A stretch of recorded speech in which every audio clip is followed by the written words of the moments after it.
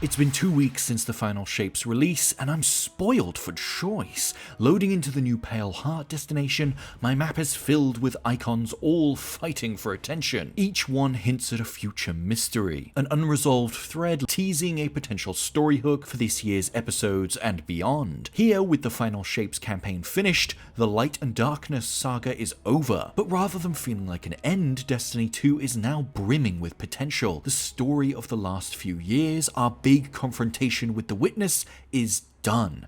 The future could be anything. I'll say it bluntly, this is the best Destiny expansion since the Taken King. It wouldn't have mattered if the campaign had been a letdown, given the final Shapes role as the end of a decade-long saga. The pressure was on to deliver, to create something that justifies the time its players have put in across the 10 years of the series' life. Finally, we're heading inside the Traveler itself. It's an ethereal place, full of symbolism and memory, a decision that manifests in the return of some memorable locations. The nostalgia is rich, but aside from the return of the original tower, it feels like it's in service of the story being told. The Witness is here too, corrupting those spaces, trying to tempt and manipulate each member of your team. There's a satisfying sense of progression as well. The campaign is entirely linear. You can't explore the Pale Heart freely until you've finished. It's a big improvement from previous campaigns, which at their worst can feel like a meandering tour through destinations. Here, you can see the castle you're progressing towards. The feeling of a journey, of the finality of your destination, gives it some necessary stakes. The final few missions do a great job at setting the tone, eerie and ominous and alien. The Witness itself becomes more interesting as its failings and flaws become more apparent. After the 17th mission, the traditional ending of the campaign, I was satisfied, thinking Bungie had made something that at least rivaled the Witch Queen. But the real ending unlocked later, after the world's first completion of the Salvation's Edge raid, a new 12-player activity, a first for Destiny 2, which unlocked the final fight of this story, and the cutscenes that followed it felt like a true payoff for 10 years of Destiny.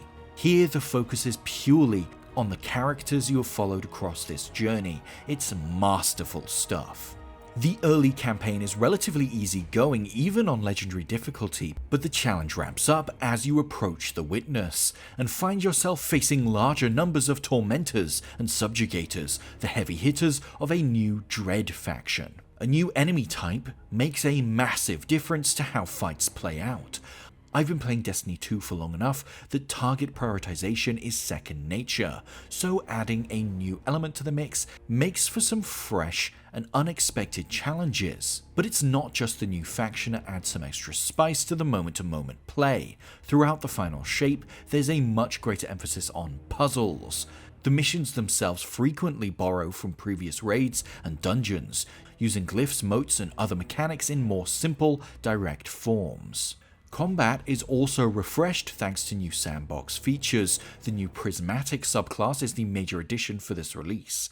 Rather than add a completely new element, it lets you mix and match parts of existing subclasses.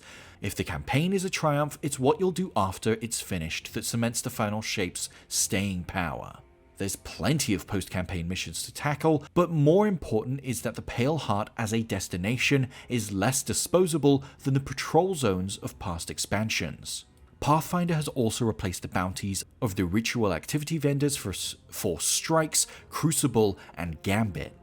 This has proved a more controversial change, in part because the Ritual Pathfinder is combined across all three activity types. If you're not a PvP player, you'll sometimes find yourself unable to progress to the final reward without venturing into the Crucible, and vice versa. And for the type of player that obsessively completes bounties in pursuit of Blight Dust, the free currency used in the Eververse cosmetic shop, it's a straight downgrade in what they could earn. Personally though, as someone who'd long stopped interacting with the bounty system, the system is a marginal improvement, a way to get some rewards without having to interrupt what I was doing, load into the tower and pick up a bunch of extra objectives I didn't want to do. Now at least I'll accidentally complete a few and get some free XP because of it. The main success of the Pale Heart is that its loot is worth pursuing. The new expansion's arsenal is full of desirable guns, including brand new frame archetypes that offer some obvious avenues to expand our arsenals in future. A week after the launch of the final shape, the first episode, this year's replacement for Seasons, arrived.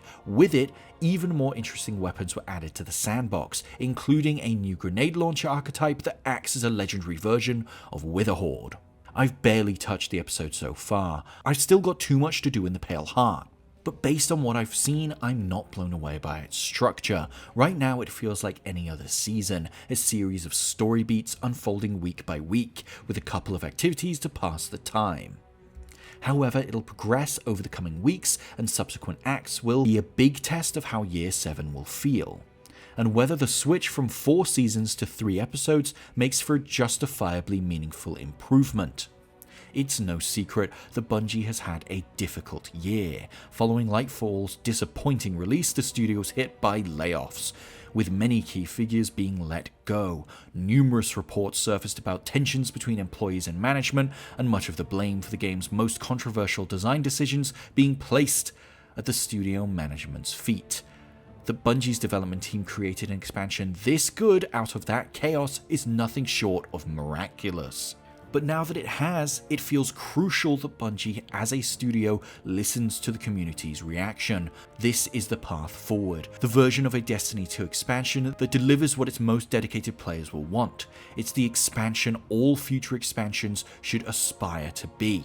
When Destiny 2 is firing on all cylinders, there's really nothing else like it. No other studio is creating a live service shooter with this kind of scale, with this much attention paid to story and encounter design and puzzles and secrets.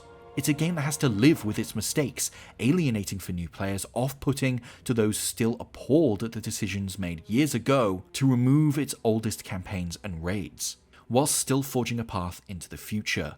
The final shape doesn't fix all of Destiny 2's problems, and it doesn't guarantee that the future will be bright, but here, now, in the moment, it feels triumphant, a celebration of the decade that's come before, and a welcome reward for those of us who've chosen to give it our time.